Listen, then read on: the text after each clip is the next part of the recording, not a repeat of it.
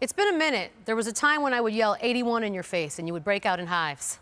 Not anymore. It's been 12 years, though, since Jalen and Kobe shared that moment on the court. Man, he scored 81 points. I still got my DVD that I burned that on. That was a beautiful thing if you Kobe Bryant. Here's Kobe. I got a What healthy to do? 19. Black Mamba, good day, my brother. How are you, sir? Good. Good to see you. I heard a story.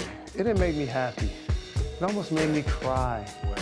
That you wore this shoe on a night that you scored 81 points in a basketball game. That's true.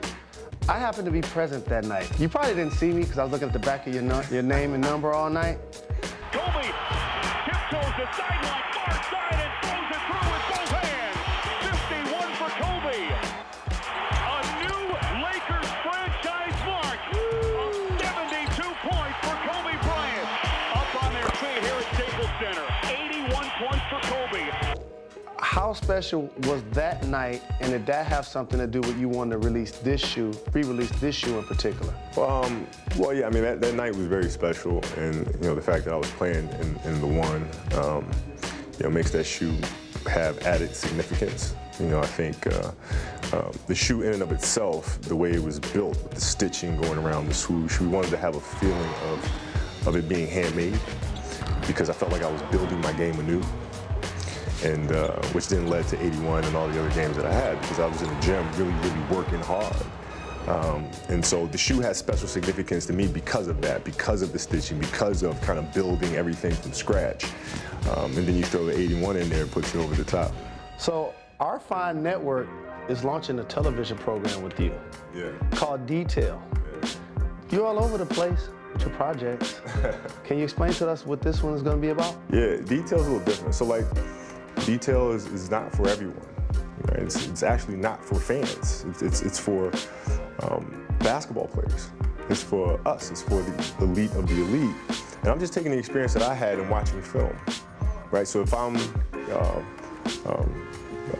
DeMar DeRozan, I'm going to be watching and studying that game that was just played, with the understanding that I am DeMar. So if I'm DeMar, how would I be breaking down this game film right now? What am I looking at? What am I seeing? And that is the core of the entire show. This is a big summer for your Lakers. I got 2 max cap spots open. I got some young talent trying to get back to the championship level. What's your availability in helping the Lakers recruit free agents? Recruit free agents. You shouldn't need recruiting to come here. Right? It takes a special person to want to play for this franchise and take the pressure that comes along with playing for this franchise. The pressure of following Magic's footsteps and myself and like the dynasty that we've had. It takes a special person to do that. And if I need to convince you to come here to carry that legacy forward, you ain't the one to be here.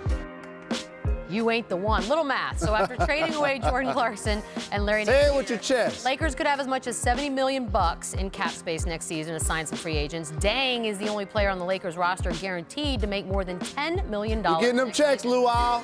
If you need to be convinced, you ain't the one. You agree?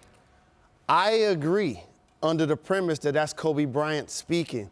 But we talked about this. Times changed a lot, and players want to be coddled and recruited and babysat. We all want to be loved, Jay. And then they'll say no and go to another team. But you don't have to necessarily be in Los Angeles or LA to get a lot of prestige that comes with being an elite basketball player anymore. Yeah, and I think that the special type of person comes when LA is right and when they're in a position to win.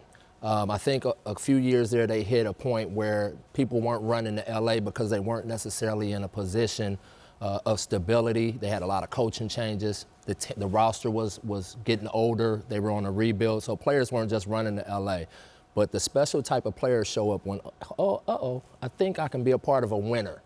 And that's when you find out what guy wants to go to LA, or even places like the Knicks, Miami, there's San Antonio. Those places have a prestige to them that you have to answer up to. So give me 1 to 10, 10 being this is the most perfect time for a player to come to or go to the Lakers. We're not there anymore. What would you give this right now, Lakers? Oh, it's a 10 right now. Okay, so this is they have 2 max spots. The fan base is thirsty for a winner. They've had mega success, but we could put names to it. In 2018, it's LeBron, Boogie, or Paul George. In 2019, it's Butler, Clay, and Kawhi. I got nothing. So if he doesn't sign his extension this offseason Right. with the San Antonio Spurs, he may end up being the lead domino. And I agree with you because also those young guys, they're right in that wheelhouse where they're going to take another huge jump over the summer, and they're going to be really good next year. So you might want to jump on board right now if you want to be a part of the Lakers. We left Los Angeles just in time, Jalen.